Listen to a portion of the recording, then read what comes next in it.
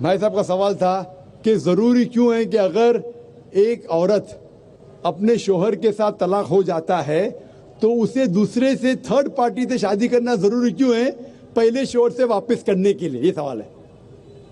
سوال ابھی دوہرا ہے، جواب دے رہا ہوں میں.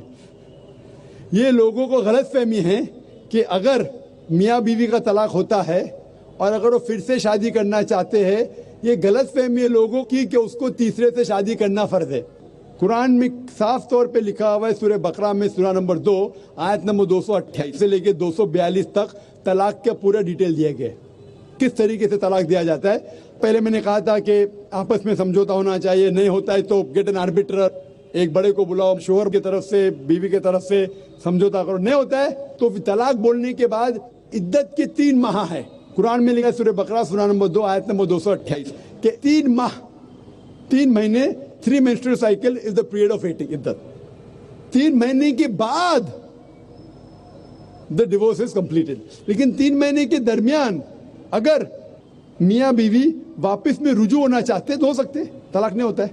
لیکن اگر 3 مہینے تک رجوع نہیں ہوتے اور الگ ہو جاتے اور 1 سال بعد انہیں خیال آتا ہے ارے ہم نے غلط کیا، ہم پھر سے شادی کرنا چاہتے، تو قرآن کی آیت ہے سورہ بقرہ سورہ نمبر 2 آیت نمبر 232 do not prevent the women from marrying the former husband. آپ عورتوں کو اپنے پرانے شوہر سے شادی کرنے سے مت روکیے. تو وہ عورت پھر سے اپنے پہلے شوہر سے شادی کر سکتی ہے، لیکن نیا نکاح نیا مہر، نیو میرج نیو مہر. No no no, what you are seeing is a misconception. I'll come to it. لوگ سمجھتے حلالہ کی ضرورت ہے، حلالہ جیسی کوئی چیز قرآن میں ہے نہیں، میں اس کے اوپر آؤں گا. لیکن پھر سے شادی کرنے کے بعد پھر سے ان لوگ زندگی بسر کرتے ہیں، 3-4 سال بعد پھر سے کچھ نا اتفاقی ہوتی ہے، پھر سے طلاق. وہی طریقے سے سمجھوتا کرو، بڑے کو لے کے آؤ، طلاق بولو، 3 ماہ رکو، پھر جاؤ. پھر سے 2 سال بعد یاد آتا ہے نہیں واپس سے رہیں گے، پھر سے شادی کر سکتے، پھر نکاح، پھر مہر، پھر سے جھگڑا ہوتا ہے.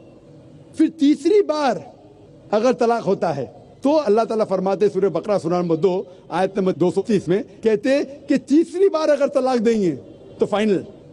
اس کے بعد آپ پھر سے میاں بیوی نے جب تک آپ تھرڈ کو نہیں میری کرے. اس میں کیوں؟ یہ شادی بیاہ گڈا گڈی کا کھیل تھوڑی ہے.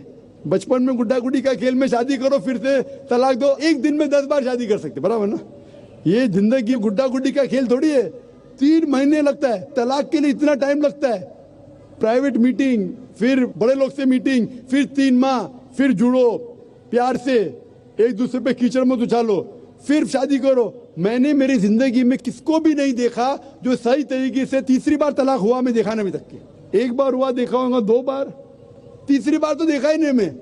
یہ اگر آپ گڈا گڈی کا کھیل کرتے تو پھر 1 بار آپ نے ریجیکٹ کیا، 2 بار ریجیکٹ کیا، 3rd بار فائنل، پھر آپ دوسرے سے شادی کرو. آپ پلان نہیں کر سکتے، آپ دوسرے سے شادی کرو اور رو. اور پھر پتہ لگا آپ کو میں پہلے شوہر سے ناراض تھی، صرف دن میں 6 گھنٹہ دیتے تھے، یہ نیا شوہر تو 2 گھنٹہ دیتا ہے، تو پہلا والا اچھا. ڈال آٹے کا بھاؤ معلوم پڑے گا. میری ماں مجھ سے کہتی تھی مارکیٹ جائیں گے تو ڈال آٹے کا بھاؤ، ڈال اور آٹے کا بھاؤ. آپ سمجھے نا؟ تو ہو سکتا ہے کیا معلوم پڑا میں میرے شوہر سے جھگڑا کرتی تھی، وہ بیوی کہیں گی، معلوم پڑا کہ نیا شوہر تو پرانے والے سے بدتر ہے.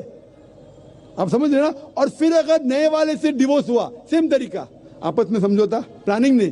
اگر پلاننگ کریں گے کہ ایک رات تمہارے ساتھ سوؤں گا اور پھر طلاق دینا، یہ حرام ہے. آپ سمجھ رہے نا؟ یہ کچھ لوگ کرتے ہیں، میں جانتا ہوں مسلم معاشرے میں وہ حرام کرتے. پلاننگ کرنا، تمہارا شوہر بنوں گا، ایک رات بعد طلاق دوں گا، پھر تم شوہر شادی کرنا، یہ حرام ہے. کچھ لوگ کرتے ہیں، غلط کرتے.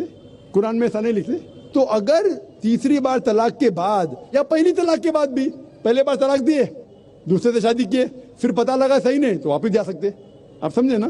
تو یہ جو ہے ضروری ہے تھرڈ پارٹی کے پاس جانا اگر 3 بار صحیح طریقے سے طلاق ہو تو. اسلام میں اتنی چھوٹ ہے ماشاءاللہ، اور اتنا صحیح مذہب ہے. It's the most practical way of life.